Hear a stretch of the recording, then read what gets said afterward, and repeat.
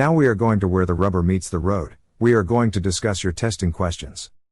These 7 testing questions help us sift through the many factors and complex variables to the heart of the matter, which is, does this action or decision meet the triple bottom line toward your holistic goal? It is difficult for us to make decisions all the time that consider all 3 aspects of the triple bottom line, the social, financial and environmental aspects. Some decisions may be economically sound, but are implemented at the expense of the environment, or the well-being of people. Others may be environmentally sound, but economically unfeasible or harmful to human welfare. Many of our decisions can have undesirable or sometimes even disastrous results because we are unable to consider and manage for all 3 aspects and concerns. The 7 testing questions, when asked in quick succession, will enable you to see the likely effect of the decision on the whole you are managing. These tests are not used until you have exhausted all other means for making the best decisions, such as research, legal concerns, cash flow, peer influence, advice from a variety of people, past experience, and even gut instinct. All these considerations are important and should be part of that early information gathering you do when attempting to make a decision. The testing questions provide another filter after your information gathering is complete. Now that you have a clear picture of where you want to be as described in your holistic goal, you will begin to weigh your decisions with that picture and its outcomes in mind. At times, making decisions can be very complex and difficult, particularly when you are making them in crisis or in a stressful situation. These 7 testing questions combine logical questions with feeling questions, as well as questions that focus on financial, biological and social concerns.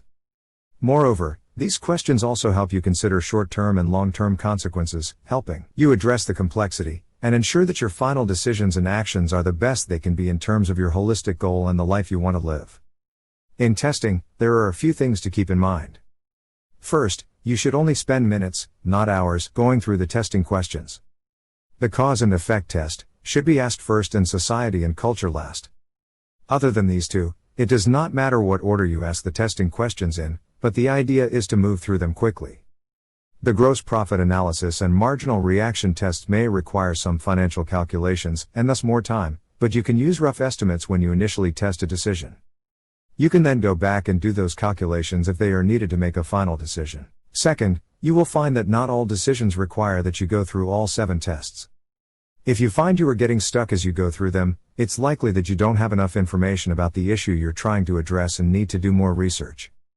At times you will find there is information or clarity missing from your holistic goal, making it difficult and even impossible to be clear about what is the right thing to do.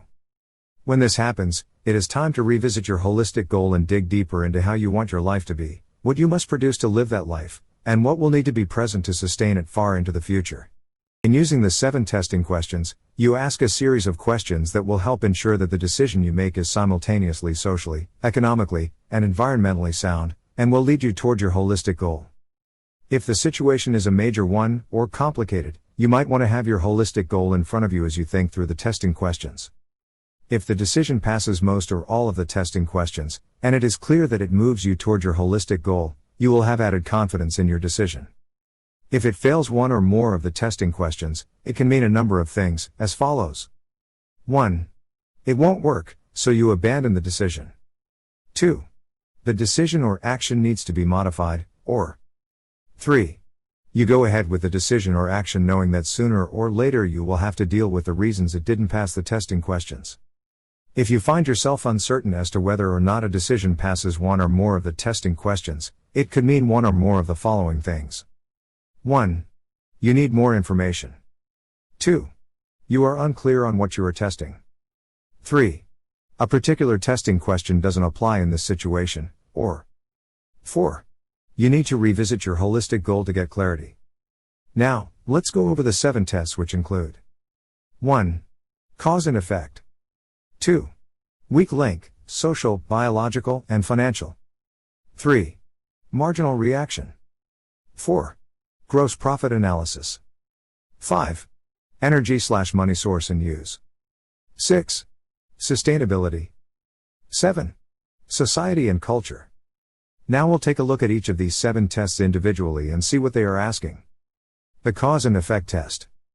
With the cause and effect test you are asking the question, does this action address the root cause of the problem? While it seems like a simple question, it's a very important one. It is a good idea to ask this testing question before all others, since if it fails this test, you might want to rethink the decision altogether. If you aren't dealing with a problem, you can move on quickly to the next question. If you are dealing with a problem, this test forces you to define the problem and determine the root cause. Often we end up treating a symptom of a problem rather than dealing with the real problem at its origin. In real-life situations, particularly involving biological systems, it can be very difficult to immediately figure out the root cause of a problem. Because it is difficult to determine the root cause, and often the symptoms are all too visible and even sometimes uncomfortable, our tendency is to go for a quick fix, spot a symptom and apply a solution, only to have the problem recur, developing a wasteful and unproductive cycle. Sometimes a great deal of time, money, and effort is spent dealing with symptoms. The weak link test.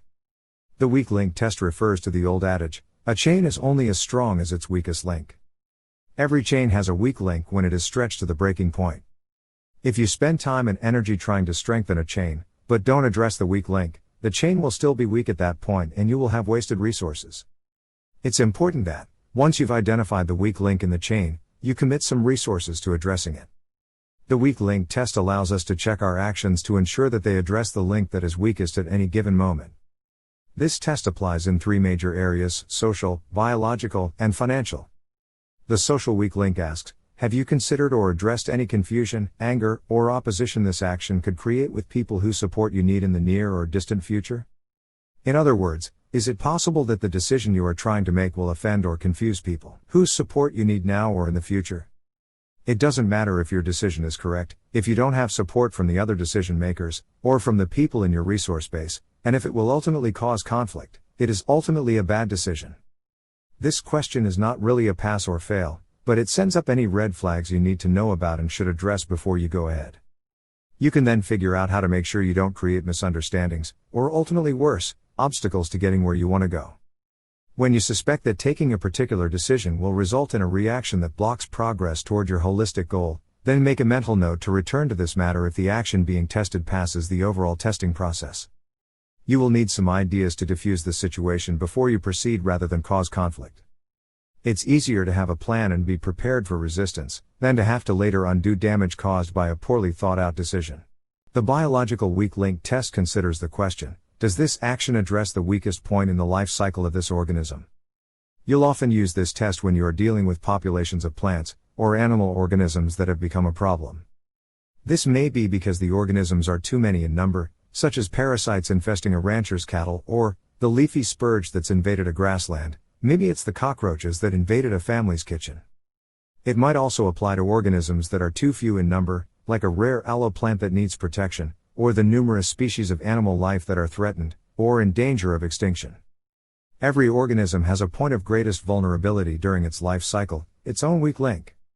By recognizing the weak link, you increase your ability to effectively, and often less expensively, reduce the numbers of a problem organism or increase the numbers of a population you want to enhance. When the tool or action you take addresses the weak link, then it passes this test. The financial weak link asks you to consider, does this action address the weakest link in the chain of production? With a holistic management financial planning process, which we will cover in a later class, you determine your financial weak link and clarifying whether resource conversion, product conversion, or marketing is your weakest link. Then, as you test decisions throughout the year, you can determine the effect they will have on your financial situation, based on this test. Determining where the weakest link is in your chain of production will help you get the most return for any money or time you invest in strengthening the entire chain. When you invest funds in addressing a weak link, it is considered to be classified as a wealth-generating expense. The three links in the chain of production are resource conversion, product conversion, and marketing. You have a resource conversion weak link when you have insufficient ability to convert sunlight into raw resources, grass, trees, corn, etc., or lack sufficient raw resources, including money, capacity, talent, etc. Or, you may have more than enough raw resources, but you lack the capacity to convert them to a marketable form. In that case, you have a product conversion weak link. If you've created a great product or service, but are having difficulty selling it, then there is a marketing, money conversion, weak link. The financial weak link test is explored in great detail in the Holistic Management Handbook. I highly recommend you purchase one for a reference. The weak link testing questions, whether social, biological, or financial, cause us to examine very carefully where the weak link is, and ensure that our decisions, or potential actions, are addressing that weak link. Attention paid to the weak link and resources invested in addressing it will in the long run prevent blockages and breakdowns, and ensure that our human and financial resources are leading us toward our holistic goal. Now let's look at the marginal reaction test. The marginal reaction test is used when comparing two or more possible actions. It asks the question, which action provides the greatest return, in terms of your holistic goal, for the time or money spent? In other words, what action gets the biggest bang for the buck? You are essentially asking yourself which of two or more actions will result in each dollar or hour of labor being invested providing the highest return in terms of your holistic goal. No two actions you take are going to give exactly the same return for each unit of effort, time, money, or physical energy exerted, you invest at that moment. So, when resources are limited, you want to select from the one that gives you the best return. You can use the marginal reaction testing question to determine what your return is per dollar invested, as well as return for every hour of effort you invest. In the holistic financial planning process, you can use this test in conjunction with the weak link test. It helps you prioritize what actions you will take to strengthen the weakest link in your chain of production, as mentioned earlier. It also helps you think about how you prioritize the amount of time you spend on any endeavor. Time is a finite resource. You want to make sure you maximize the return on every hour you spend. The gross profit analysis test is used when you are comparing two or more enterprises. It asks the question, which enterprises contribute the most to covering the fixed costs, or overheads, of the business? After all the income and expenses directly associated with each enterprise have been determined, which enterprise is likely to produce the most income for the least additional cost? The income generated has to cover your overhead, and generate some excess if the business is going to be profitable. In a gross profit analysis, you simply look at the income likely to be derived from each enterprise, and deduct the additional money you will have to spend to make it operate. The difference between money in and money out is the gross profit. Gross profit analysis is used primarily as part of the holistic financial planning process. While this test tells you what enterprise contributes most toward fixed costs and possible profit, only doing a full financial plan will tell you if the enterprise you've selected will cover all the fixed costs and return a profit. It's important to remember that enterprises that pass this test still need to pass other testing questions as well to be considered. Gross profit analysis is one of the 7 testing questions that requires the use of pencil and paper, and is somewhat more time-consuming than the others. But when considering new enterprises for your whole under management, it is time well spent. Energy and money that are used to build infrastructure are preferable, as are uses for a one-time investment that will then sustain itself. You want to avoid consumptive uses of energy or money that become addictive. The energy and money source and use test asks 2 questions. 1. Is the energy or money to be used in this action derived from the most appropriate source in terms of your holistic goal? 2. Will the way the energy or money is to be used lead you toward your holistic goal? With this testing question you consider both energy and money because any action you're contemplating will require one of these or both. When it comes to energy source, and looking at the decision or action you're considering taking, you want to favor renewable or environmentally benign sources of energy and avoid non-renewable or environmentally damaging sources of energy. In terms of availability, energy sources fall into 2 categories, those that are abundant or unlimited, and those that are limited in supply. Solar energy that's used to grow the farmer's crops is unlimited and virtually inexhaustible, however. The gas or other petroleum-based fuels that are used to fuel the farm machinery are not. Supplies of oil and other fossil fuels are limited and we will eventually run out of secure and affordable supplies. In terms of the effects on the environment, energy sources also fall into 2 categories, benign sources or those that are potentially damaging. The environmental impact of various energy sources depends on the rate at which they are consumed, and the methods used to harness and distribute them. When you choose to walk or ride a bike instead of driving your car, you are choosing a benign source of energy rather than a potentially damaging one. So is a farmer who uses livestock to break down corn stubble in a field rather than using some type of machinery. Keeping in mind your holistic goal, you need to determine if the source of energy you plan to use in taking any action is an appropriate one for your present situation. The money used to implement any action can be derived from either internal or external sources. Internal money comes from what you earn or have in savings or what your business or land can generate. Anytime you can rely on an internal source, you are likely to be better off, though there will be occasions when you'll need money external to your whole in order for you to move forward. When the money to be invested is derived from an outside source, you need to be wary of any strings attached to it. Money from a bank or other lending institution has interest associated with it, and in most cases, that interest is compound interest. External money can also be derived from government programs, such as subsidies and grants. A danger to receiving these funds is that over time you can become dependent on that source of money, and when it is suddenly cut off or withdrawn, it can end in financial disaster. In the second part of the energy and money use test, you are looking at the way energy and money are used and whether or not their use takes you in the direction of your holistic goal. Energy and money that are used to build infrastructure, buildings, machinery, fencing, transport, train staff, a specific knowledge base, etc., are preferable, as are uses for a one-time investment that will sustain itself.